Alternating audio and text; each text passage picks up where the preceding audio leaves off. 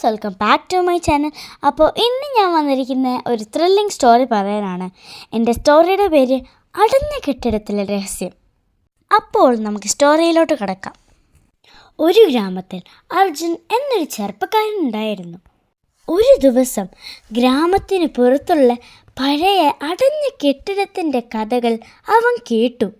രാത്രിയിൽ ആരും അവിടെ പോകരുത്, പോയവർ ആരും തിരിച്ചു വന്നിട്ടില്ല എന്നാണ് ഗ്രാമവാസികൾ പറയുന്നത്. അർജുന് വലിയ ക്യൂരിയോസിറ്റി തോന്നി. എന്താണ് അവിടെ നടക്കുന്നത്? ഞാനത് കണ്ടുപിടിക്കും. രാത്രിയായപ്പോൾ അവൻ ഫ്ലാഷ് ലൈറ്റ് എടുത്ത് കെട്ടിടത്തിൻ്റെ അടുത്തേക്ക് നടന്നു. കെട്ടിടത്തിൻ്റെ ഉള്ളിൽ നിന്നുള്ള ഭ്രാന്ത ശബ്ദങ്ങൾ അവൻ പുറത്തുനിന്ന് കേട്ടു. പെട്ടെന്നൊരു ശബ്ദം.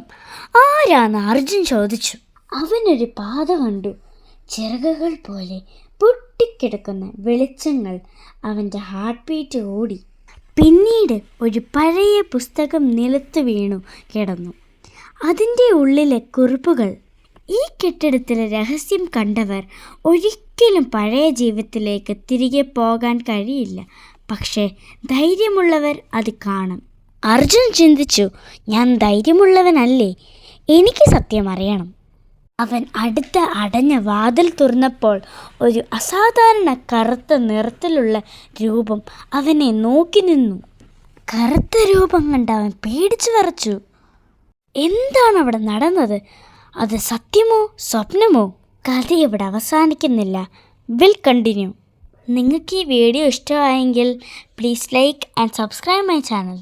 ഇതിൻ്റെ ബാക്കി സ്റ്റോറി കേൾക്കണമെങ്കിൽ പാർട്ട് 2 എന്ന് കമൻറ്റ് ചെയ്യുക. Thank you. See you soon.